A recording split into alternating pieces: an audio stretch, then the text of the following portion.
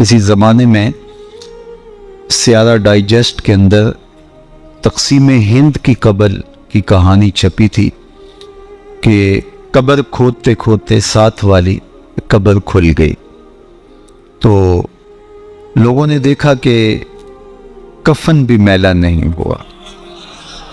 شوق اور جستجو کی چنگاریاں مزید روشن ہوئیں اور ایک اینٹ گری تھی تو دوسری اینٹ خود نکال دی، تو دیکھا کہ اندر تازہ گلاب کھلے ہوئے ہیں۔ خیر قبر کو بند کیا اور جستجو پیدا ہوئی کہ ہم دیکھیں یہ شخص تھا کون اور اس کی نیکی معلوم کریں تاکہ ہم بھی اس صالحیت کے ماحول میں اپنے آپ کو ڈھال کر کے یہ سعادت پا سکیں۔ تو خیر تلاش کرتے ہوئے اس کی بیوہ مل گئی جو بہت بوڑھی ہو چکی تھی، تو لوگ اس کے پاس گئے کہ تیرے شوہر کی قبر یوں کھل گئی اور ہم نے یہ منظر دیکھا، تو تم بتا سکتی ہو کہ وہ کون سا نیک عمل کرتا تھا؟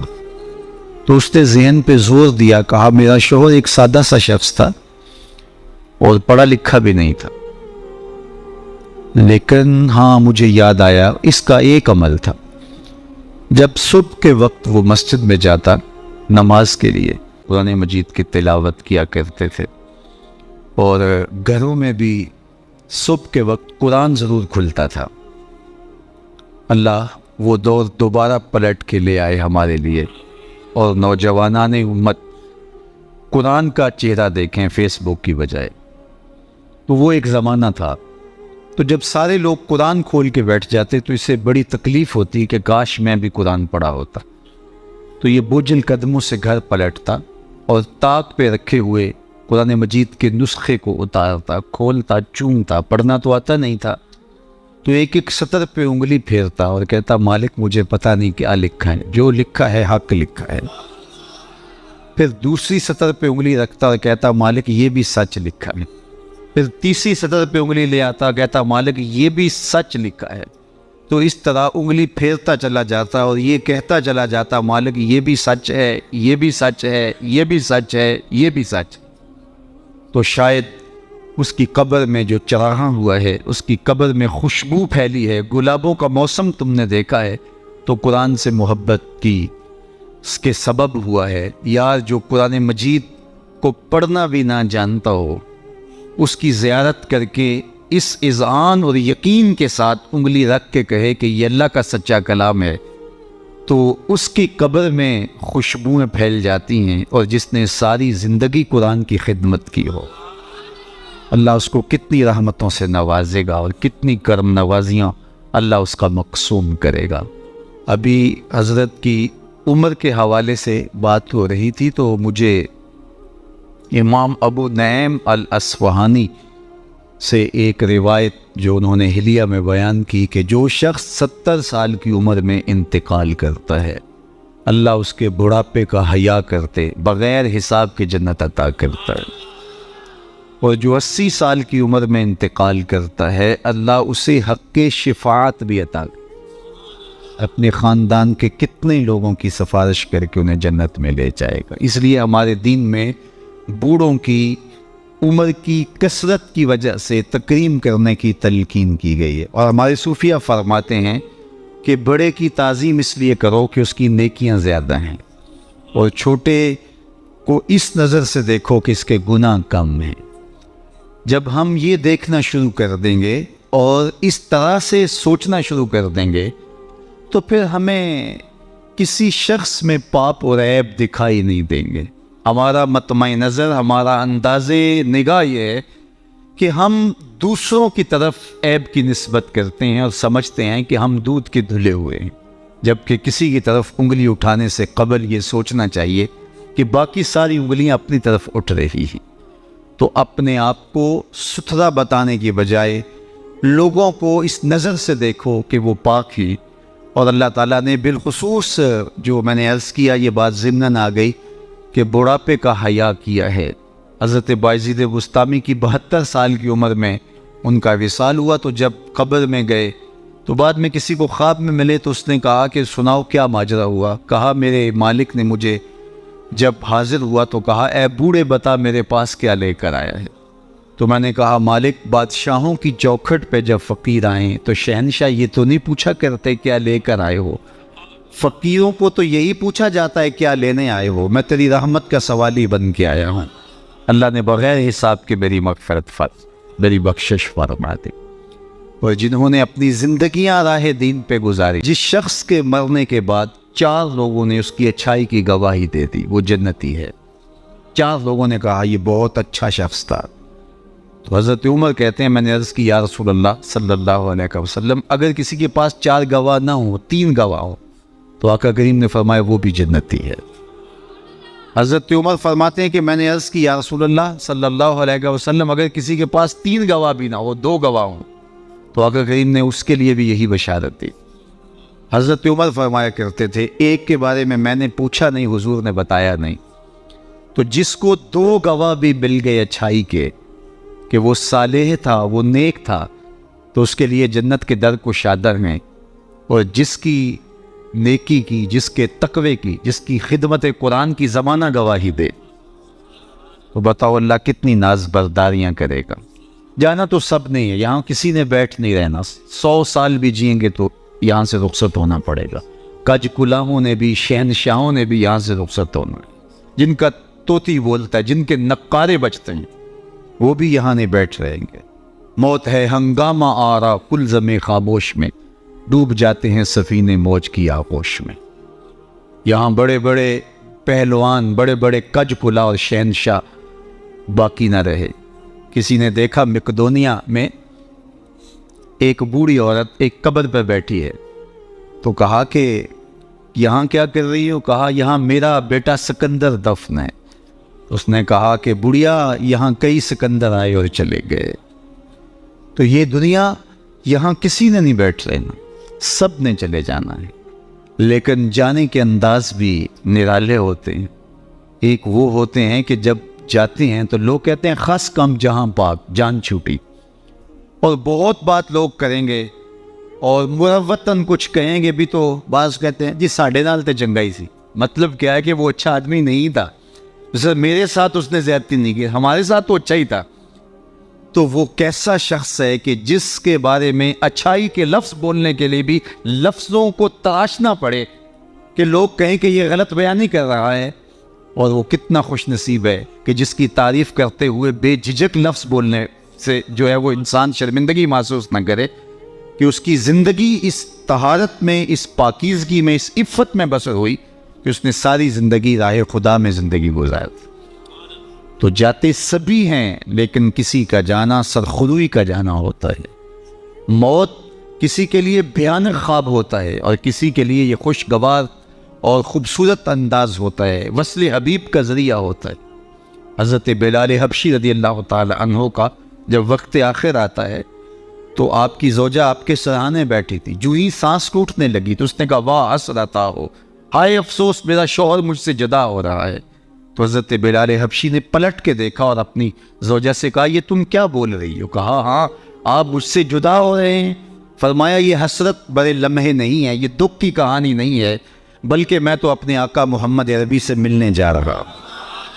تو یہ وصل محبوب کا ذریعہ ہے۔ حضرت یعقوب علیہ السلام، حضرت ابراہیم علیہ السلام کے پاس جب ملک الموت آئے اللہ کی طرف سے پیغام لے کر کے، تو انہوں نے کہا کہ میں قبض روح کے لیے آیا ہوں۔ حضرت خلیل نے کہا کہ عجیب بات ہے، میرا رب مجھے اپنا خلیل بھی کہتا ہے۔ خلیل کہتے ہیں گوڑے یار کو، تو میرا رب مجھے اپنا خلیل بھی قرار دیتا ہے، اور کیا کوئی یار بھی یار کی موت چاہتا ہے؟ اور تمہیں قبض روح کے لیے بھیجے، تیرے بندے کے پاس حاضر ہوا تھا، اور یہ میسج ہے تیرے بندے کا تیرے نام کہ کیا کوئی یار بھی یار کی موت چاہتا ہے؟ تو کہا اے اسرائیل پھر جا میرے خلیل کو میرا سلام دے، اور کہے کبھی ایسا بھی ہوا ہے یار یار کو بلائے اور وہ ملنے بھی نہ آئے؟ تو روح بے چین ہو گئی، کہا دیر نہ کر جلدی قبض کر لے۔ تو یہ تو اس لمحے کے انتظار میں ہوتے ہیں۔ موت میں فرق ہوتا ہے۔ رومی نے بڑی خوبصورت مثال سے دونوں اموات کا ذکر کیا ہے۔ اس شخص کی کہانی جو اس دنیا میں عیش و عشرت کر کے آخرت کو بھول جاتا ہے، اور اس شخص کی کہانی جس کا مطمع نظر آخرت ہوتی ہے۔ اور وہ اس دنیا کو آخرت کے لیے گزارتا ہے، چونکہ یہ آخرت کی کھیتی ہے۔ یہ بوائی کا موسم ہے، آخرت کٹائی کا موسم ہے۔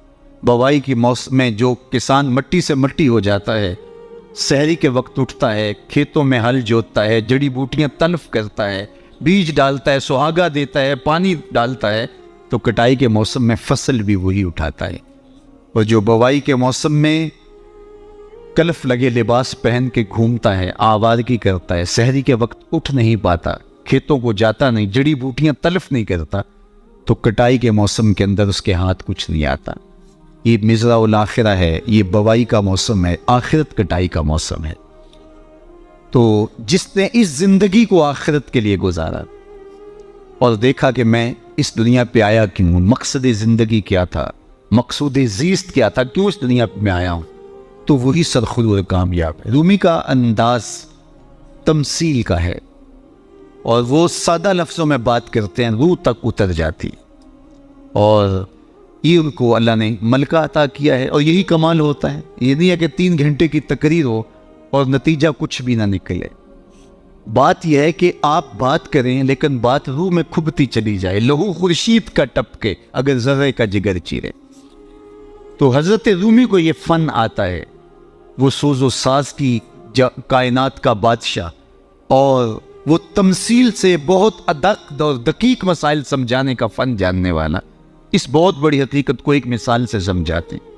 کہتے ہیں دیار مصر میں کوئی علاقہ تھا، اور جہاں کا سیاسی نظم یہ تھا کہ وہ سال کی آخری تاریخ کو اپنے بادشاہ کو کسی جنگل میں پھینک دیتے اور پہلی تاریخ کو ساحل پہ آ جاتے۔ سب سے پہلے ان کے ساحل پہ جو شخص آتا اس کو اپنا بادشاہ مان لیتے۔ کہیں جمہوری طریقہ ہوتا ہے، کہیں صدارتی نظم ہوتا ہے، ان کا نظام یہ تھا، رکھا تھا۔ اور جو بھی تخت نشین ہوتا وہ بھول جاتا کہ میرے ساتھ کیا ہونے والا ہے، اس کو پہلے دن بتا دیتے کہ 1 سال کے لیے تو تخت نشین رہے گا، اور اس کے بعد تجھے اس جنگل میں پھینک آئیں گے جو جزیرے کے دوسری سمت ہے، اور اس میں موذی جانوروں کا رین بسیرا ہے، اور تھوہر اور کانٹے دار درخت ہیں۔ لیکن وہ بھول جاتا وہ تخت کی لذتیں اور اس کا سرور اور اس کا نشہ ہی ایسا ہوتا، اسے یاد ہی نہ رہتا کہ سال کے بعد میرے ساتھ کیا ہونے والا ہے۔ اور جو ہی سال کی آخری تاریخ ہوتی، زنجیروں میں جکڑ کے ادھر پھینکتے، پھر روتا ہے مجھے تم کہاں لے جا رہے ہو۔ ایک مرتبہ وہ اپنا پرانا بادشاہ پھینک کر کے نیا بادشاہ لینے ساحل پہ آئے، تو جو شخص سب سے پہلے ساحل پہ اترا وہ تاجر شخص تھا۔ اس کے گلے میں پھولوں کے ہار ڈالے، گارڈ آف آنر پیش کیا۔ اس نے کہا یہ کیا ہے میرے لیے؟ کہا کہ یہ ہمارا دستور ہے، ہم سال کی پہلی تاریخ کو یہاں سے حکمران لیتے ہیں اور آخری تاریخ کو دوسری جانب پھینک آتے ہیں۔ اس نے کہا اتنا بھیانک انجام ہے تو میں تمہارا بادشاہ بننے کے لیے تیار نہیں۔ اس نے کہا تو چاہے نہ چاہے تو تاجرانہ غرض سے آیا ہوں، میں تو کوئی امور سلطنت اور سیاست سے آگاہ ہی نہیں ہے۔ اس نے کہا ہمارے بندے لگے قوانین ہیں، اس کے ساتھ آپ نے کام کرنا ہوگا، اور اس نے کہا ہر صورت میں جو ہے وہ تجھے یہ کرنا پڑے گا۔ پھنس گیا۔ اس نے کہا اچھا مجھے یہ بتاؤ کہ سال بعد میری بات تو مانو گے؟ انہوں نے کہا ہاں آپ حکمران ہیں، لیکن آپ قوانین میں تحریف نہیں کر سکتے، ترمیم نہیں کر سکتے، تبدیلی نہیں کر سکتے، البتہ آپ کے انتظامی امور ماننے کے لیے ہم پابند ہیں۔ اس نے کہا ٹھیک ہے کوئی بات نہیں، تخت پہ بیٹھ گیا۔ رومی لکھتے ہیں کہ جو بھی تخت پہ بیٹھتا اور بغیر کسی محنت کے، بغیر کمپین چلائے، بغیر الیکشن لڑے، تو وہ تو پھر پھول جاتا خوشی سے اور عیش و عشرت کرتا۔ لیکن یہ پہلا شخص تھا، جب تخت نشین ہوا تو اس نے کہا بلدیہ کے ملازمین بلائے جائیں۔ بلائے گئے، کہا جاؤ اس جنگل میں جہاں بادشاہوں کو پھینک کے آتے ہو وہاں کے کانٹے اور جھاڑیاں کاٹو۔ اور پولیس کے کمانڈوز بلائے، کہا جاؤ وہاں جا کے جو موذی جانور ہیں ان کو قتل کر دو۔ معمار بلائے، کہا جا کے وہاں خوبصورت محل بناؤ۔ مالی بلائے، وہاں جا کے باغ لگاؤ، پھل لگاؤ، پھولدار، سایہ دار، ثمردار درخت لگاؤ۔ حکومتی مشینری، پوری حکومتی مشینری، اس باغ کے کانٹے دار درخت کٹوانے، وہاں کے موذی جانور قتل کروانے، اور وہاں کنویں کھدوانے، محل بنوانے، اور پھلدار، پھولدار، سایہ دار درخت لگانے میں صرف کر دی۔ جب سال کی آخری تاریخ ہوئی تو وہ جنگل جہاں بادشاہوں کو پھینکا کرتے تھے وہ جنگل نہیں رہا تھا، وہ ایک باغ بن چکا تھا۔ اور یہ زنجیریں لے کر آئے تو اس نے کہا مجھے زنجیریں نہ پہناؤ، میں خود چل کے جانے کے لیے تیار۔ اس لیے اس تخت پر بیٹھ کر کے وہ اپنے لشکر بھیج کے وہاں کے کانٹے، وہاں کے تھوہر، وہاں کے موذی جانور، وہاں کے خطرناک جانور جن کا وہاں رین بسیرا تھا ان کو کاٹتا رہا، قتل کرواتا رہا۔ تو اس نے کہا کہ میں خود چل کے جانے کے لیے تیار ہوں۔ رومی کہتے ہیں جو کافر ہے وہ دنیا کے تخت پہ، جو فاسق اور بدکار ہے وہ دنیا کے تخت پہ موج کرتا ہے، اور جب وقت آخر آتا ہے تو اس کو جب زنجیروں میں جکڑ کے لے جانا چاہتے ہیں فرشتے تو وہ کہتا ہائے مجھے کدھر لے جا رہے ہو۔ اور بندہ مومن، بندہ صالح اس دنیا کے تخت پہ آرام سے نہیں بیٹھتا، یہاں بیٹھ کے اپنے اعمال کے لشکر بھیج بھیج کے قبر کے کیڑے مکوڑے ختم کرواتا رہتا ہے، وہاں باغ لگواتا رہتا ہے، اور پھر جب وہ اس دنیا سے رخصت ہوتا ہے تو وہ کیڑے مکوڑوں کا گھر نہیں رہتا بلکہ روضۃ من ریاض الجنہ بن چکی ہوتی۔ اور وہ کہتا ہے دیر نہ کرو، مجھے جلدی لے جاؤ، میں خود چل کے جانے کے لیے تیار ہوں۔ ربعی بن حراش ساری زندگی ہنسے نہیں، فرماتے تھے کیا خبر میرا انجام کیا ہوگا۔ جب تک یہ یقین نہ ہو کہ میرا انجام کیا، اتنی دیر تک دھڑکا لگا رہے، ڈر لگا رہے۔ یہ مسلمان کی زندگی ہے، مومن کی زندگی ہے۔ ابھی ملیکہ فرماتے ہیں کہ میں 30 اصحاب رسول سے ملا ہوں، بخاری کتاب الایمان اٹھائیے، 30 اصحاب رسول سے ملا ہوں، اور ہر ایک اپنی آخرت کے بارے میں سخت فکر مند تھا۔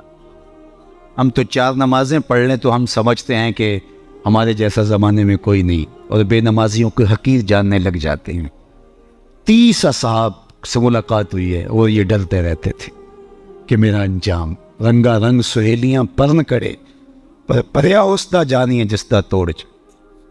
انما الاعمال بالخواتین، اعمال کا دار و مدار حسن خاتمہ پہ ہے، جس کا اخیر ٹھیک ہو گیا۔ ورنہ ہم بن باورا کی مثال موجود، بنی اسرائیل کا مستجاب الدعوات ولی تھا، ہاتھ پھیلا کے دعا مانگتا تو ہاتھ منہ پہ بعد میں پھیرتا، قبولیت پہلے ہو جاتی۔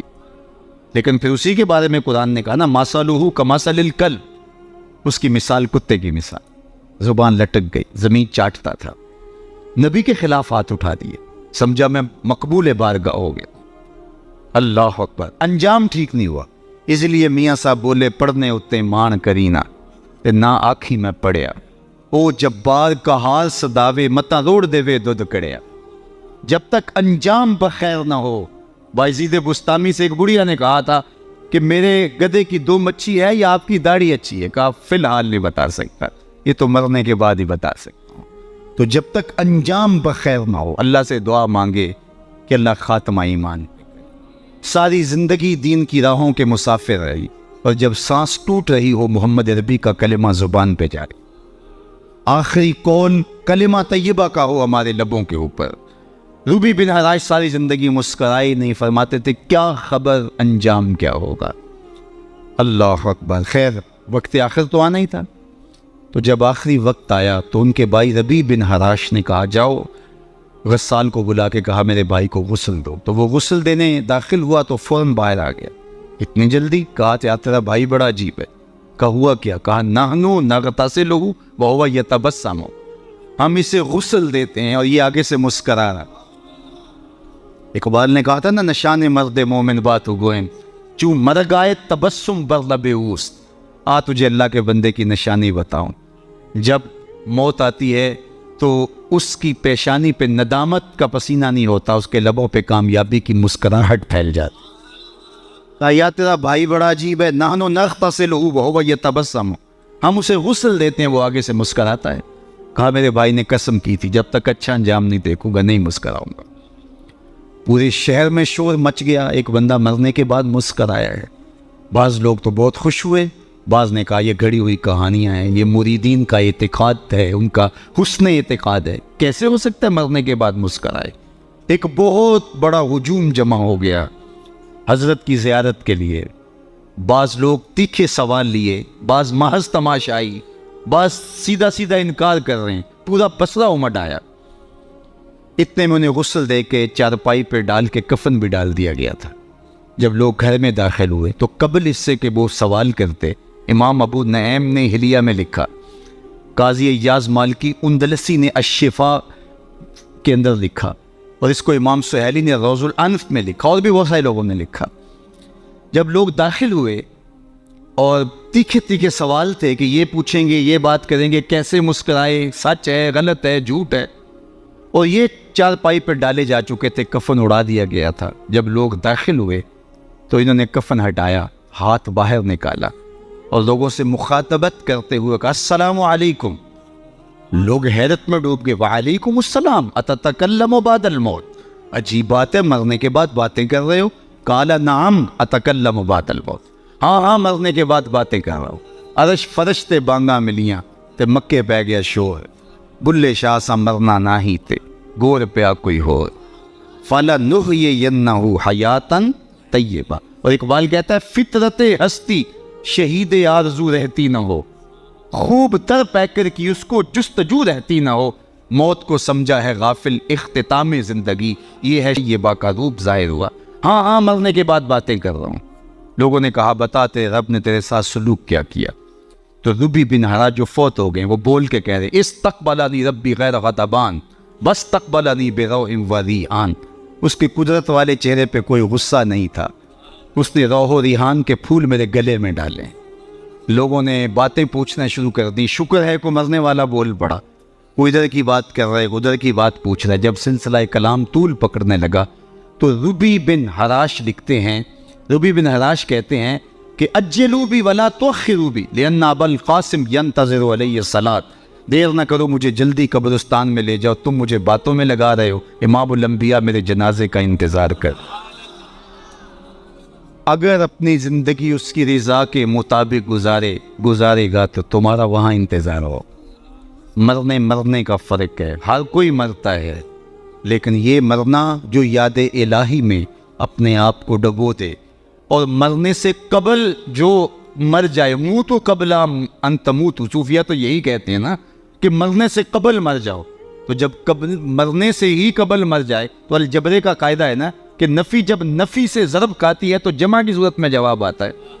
تو جو پہلے ہی مرا ہوا تھا، اپنے آپ کو، اپنے نفس کو اس نے مار دیا، اپنی خواہشات کو ترک کر دیا، تو وہ موتو قبل ان تموتوا کے زمرے میں تھا، تو پھر موت کو موت آئی تو نفی سے ٹکرائی تو حیات بن گئی، تو یہ حیات طیبہ کی صورت بن کے سامنے آئی اور ابری۔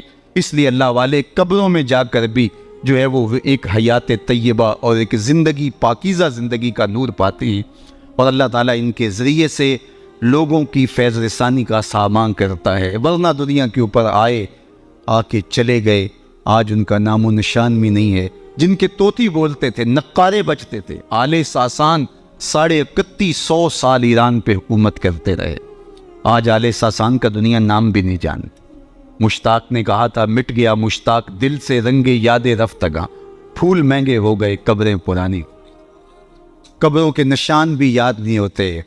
پوتے کو لے کر کے دادا جاتا ہے، تمہارے پردادا کی یہاں کر کے کہیں قبر ہوتی تھی، اور قبر بارش کے آثار مٹا چکے ہوتے ہیں، وہ ڈھونڈتا پھرتا ہے قبر کہاں تھی، نشان بھی باقی نہیں رہتے۔ لیکن جنہوں نے اپنی زندگیاں اللہ کے نام پہ گزاری ہوتی ہیں، دیکھیے ہزار سال بیت گئے، آج بھی ان کی قبر پہ چراغاں، کیسی رونقیں اور کیسی تازگیاں اور کیسی فرحتیں۔ آپ لاہور جاتے ہیں نا تو راوی کے اس پار جہانگیر کا مقبرہ ہے، وہاں دن کو جائیں یا شام کو آپ کو حسرتیں برستی دکھائی دیں۔ اب ایک پارک بن گیا جس کے دم سے تھوڑی سی رونق ہے، لیکن احاطہ مزار پہ اگر آپ جائیں تو وہاں آپ کو قرآن پڑھنے والے لوگ موجود نہیں ملیں گے، تاش کھیلنے والی ٹولیاں بیٹھی نظر آئیں، وہاں آپ کو تازہ گلاب نہیں ملیں گے، وہاں آپ کو جانوروں کی بینٹیں پڑی ہوئی نظر آئیں۔ وہ مطلق العنان حکمران بر صغیر پاک و ہند کا آج حسرتیں برس، بالکل اس کے ساتھ ملکہ نور جہاں کا مقبرہ ہے۔ جب بادشاہ تخت پہ بیٹھتا تھا تو ملکہ پیچھے بیٹھتی تھی، اور بادشاہ کا فیصلہ اسے کوئی پسند نہیں ہوتا تو پیچھے سے کمر ٹھونکتی، بادشاہ فیصلہ تبدیل کر دیتا۔ جس کے اشارہ ابرو پر ہندوستان کی تقدیر کے فیصلے لکھے تھے، نیچے اندھیرے میں اس کی بھی قبر ہے، اور ان کی اپنی بیٹی زیب النساء کا شعر لوح مزار پہ کندہ ہے، بر مزار ماں غریباں نہ چراغے نہ گلے، نہ پرے پروانہ سوزت نہ صدائے بلبلے۔ ہم غریبوں کی قبر پہ نہ کوئی چراغ جلانے آئے گا، نہ کوئی پھول ڈالنے، آج غریب بنیں گے۔ جو بر صغیر کی پوری راجدھانی کے مالک تھے آج غریب بنے، بر مزار ماں غریباں، نہ پرے پروانہ سوزت نہ صدائے بلبلے، نہ بلبل گیت گانے آتا ہے اور نہ پروانہ پر جلانے آتا ہے۔ یہ میں بادشاہوں کی کہانی سنا رہا ہوں، یہ راوی کے اس پار کی کہانی ہے۔ اب راوی کا پل پار کر جائیں۔ ایک لوح مزار ادھر بھی ہے، یہاں تو لکھا ہے بر مزارے ماں غریباں نئے چراغے نئے گلے، اور وہاں لکھا ہے گنج بخشے فیض عالم مظہر نور خدا، نا کساں را پیر کامل کاملاں را رہنما۔ اب میں نے اور آپ نے دیکھنا ہے ہم کس زمرے میں آنا ہے، کن کے ساتھ جڑنا ہے، کن سے وابستگی اختیار کرنی ہے، کس دائرے میں آنا ہے۔ سلطنت روم کا شہنشاہ، اس دور کی سپر طاقت۔ لیکن اگر میں آپ سے پوچھوں جس زمانے میں میرے حضور آئے تھے، اس زمانے کے خاقان کا نام کیا ہے، تو آپ میں سے کوئی بتا سکتا ہے؟ میں علماء کو چھوڑتا ہوں، تاریخ کا گہرا مطالعہ کسی کا ہو تو الگ بات ہے، لیکن اگر پوچھوں جس دور میں میرے حضور آئے اس دور کے خاقان کا نام کیا تھا، شاید کوئی نہ بتا سکے۔ اچھا میں پوچھتا ہوں اس دور کے کیسر کا نام کیا تھا؟ اس دور کا ٹرمپ تو وہی تھا نا، لیکن آج اس کا نام کوئی بھی نہیں جانتا۔ چلو میں پوچھتا ہوں اس دور کے کسرا کا نام کیا تھا؟ سوائے تاریخ کے طالب علموں کے کوئی نہیں بتا سکے گا۔ چلو میں یہ پوچھتا ہوں، اور اس مجلس میں موجود سب سے کم عمر بچے سے پوچھتا ہوں کہ جس زمانے میں میرے حضور آئے، میرے حضور کے مؤذن کا نام کیا؟ تو وہ سر اٹھا کے بلال حبشی کا نام لے گا۔ یار اس دور کی سپر طاقت کے مطلق العنان حکمران کا نام تو زمانے کو یاد نہیں، کیسر کا نام، کسرا کا نام، خاقان کا نام زمانے کو یاد نہیں ہے، لیکن بلال حبشی کا نام آج بھی سینوں پہ لکھا ہے۔ تو اقبال تڑپ کے بولا، اقبال یہ کس کے عشق کا فیض عام ہے، رومی فنا ہوا حبشی کو دوا۔ شہنشاہ روم کا نام بھی زمانے کو یاد نہیں، رومی فنا ہوا حبشی کو دوام ہے، تو دوام محمد عربی کے قدموں میں ہے۔ سارا نور اسی چوکھٹ پہ ہے، سارے اجالے اور ساری روشنیاں حضور علیہ السلام کے قدموں سے پھوٹتی ہیں۔ تو جب سارا نور ملتا ہی یہاں سے ہے، سارے اجالے اسی دہلیز سے خیرات کی صورت میں میسر آتے ہیں، تو وہ اپنی ساری زندگی حضور کے نام پہ لگے۔ اقبال کے سارے کلام کا رس نچوڑے تو جو خلاصہ نکلتا ہے وہ یہ ہے، بمصطفیٰ برساں خیش را کے دیاں ماؤز، اگر بہو نہ رسیدی تمام بولا بیز۔ اگر اپنے آپ کو کھینچ کے تو حضور کے قدموں تک لے گیا تو زندگی کا سارا جمال تجھے نصیب، اور اگر تو حضور کے قدموں تک نہیں پہنچ سکا تو کلمہ پڑھ کے بھی ابو لہب کا ابو لہب ہی رہے۔ آئیے میں اور آپ اپنے آپ کو کھینچ کے حضور کی چوکھٹ پہ لے آئیں، حضور کی دہلیز پہ لے آئیں۔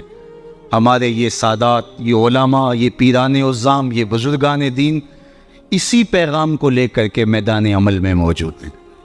اپنی زندگیاں انہوں نے اسی لیے وقف کی ہیں کہ لوگوں کو حضور سے جوڑا جائے، حضور سے وابستگی، آقا کریم سے دل بستگی، حضور سے تعلق کی خاطر قلبی ربط پیدا ہو جائے، اور یہ جتنا مضبوط ہوگا زندگی اس قدر ہی جمال پرور ہوتی چلی جائے گی۔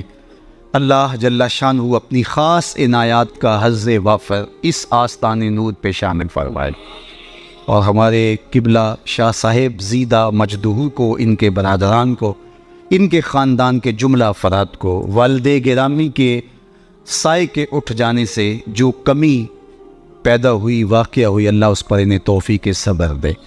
ویسے تو والدین کی روحانیت ہمیشہ اولاد کے سر پہ رہتی ہے، اور ان کی برکتیں ہمیشہ اولاد کو نصیب ہوتی ہیں، اور اولاد اگر صالح ہو تو ماں باپ کو ان کی برکت پہ ایک حدیث میں آئی، اس میں وَوَلَدٌ صَالِحٌ يَدْعُو لَهُ، وہ اولاد ہے جو ماں باپ کے لیے دعائیں کرتی ہے۔ تو مجھے بتاؤ وہ والد کتنا خوش نصیب ہے جو اس مسجد کے قرب میں لیٹا ہوا ہے، کہ جن کی اولاد اور ان کے ماننے والے ان کے لیے دعاؤں کے سلسلے کو کبھی رکنے نہیں دیتے، اور کس قدر ان کے لیے محبتوں کی خوشبو اور پیار کی مہک ہے جو پھیلتی رہے گی، اور ان کی قبر میں ان کے اپنے جو ہے وہ لے جائے ہوئے اعمال اور قرآن کی محبت اور حضور سے نسبی نسبت وہ ان کے لیے کافی ہے۔ لیکن یہ اولاد کی طرف سے تحفہ روزانہ پھولوں کی شکل میں، گجروں کی صورت میں اور دعاؤں کی شکل میں جو ان کو پہنچتا رہے گا، تو وہ کتنے آسودہ ہوں گے، کتنے خوش ہوں گے، اور برزخ کے جہان کے اندر جو ہے وہ اپنے دوسرے لوگوں کو کس طرح فخر سے کہہ رہے ہوں گے کہ یہ آج تحفہ میری اولاد نے مجھے بھیجا، یہ صبح کو بھی بھیجا تھا، دوپہر کو بھی بھیجا ہے، شام کو بھی بھیجیں گے، اور وہ وہاں بانٹتے رہیں گے اور نور و نکھت پھیلاتے رہیں گے. اس طرح اپنی اولادوں کو نیکی کی اور صالحیت کی راہوں پہ لگاؤ کہ مرنے کے بعد تمہاری قبر میں بھی چراغ ہو. ورنہ ایسا نہ ہو کہ تمہاری اولاد تمہارا جنازہ بھی نہ پڑھ سکے. میں کتنے لوگوں کو جانتا ہوں جن کی اولاد نے اپنے ماں باپ کا جنازہ نہیں پڑھا. آپ کہیں گے یہ بہت بد قسمتی ہے, ہم نے تو نہیں سنا. ایسے لوگوں کو آپ بھی جانتے ہیں. یہ وہ لوگ ہیں جنہیں جنازہ آتا نہیں ہے اور ساری زندگی لوگوں کے جنازوں میں رسماً کھڑے ہوتے ہیں. پھر ایک دن وہ رسم اپنے باپ اور اپنی ماں, اپنے بھائی, اپنی بیوی, اپنے بچوں کے لیے بھی ادا کرنا پڑتا. اور مجھے بتاؤ وہ شخص کتنا بدبخت ہوگا کہ جو اپنے باپ یا اپنی ماں کے جنازے پہ کھڑا ہو جنازہ نہیں پڑھ پاتا, رسماً کھڑا ہے دکھلاوے کے لیے. اور وہ کتنا خوش نصیب باپ ہے جس کا جنازہ اس کا بیٹا پڑھا رہا ہے, جس کے لیے اس کا بیٹا دعائیں کر رہا ہے, اور اس کا بیٹا اس کے لیے سحری کے وقت اٹھ کے آنسو بہا کے مغفرت و بخشش اور غفران کی التجائیں اللہ کی بارگاہ میں پیش کر رہا ہے. تو اپنی اولادوں کو صالحیت کے سائے میں لاؤ, نیک لوگوں کی صحبت میں رکھو, پاک لوگوں کے پاس بیٹھنا اٹھنا سکھاؤ, ان کو دین کی تعلیم دلواؤ اور ان کو اچھے کردار کا حامل بناؤ تاکہ قبر میں بھی چراغا رہے اور دنیا کے اندر بھی سکھ اور قرار اور تسکین نصیب ہو.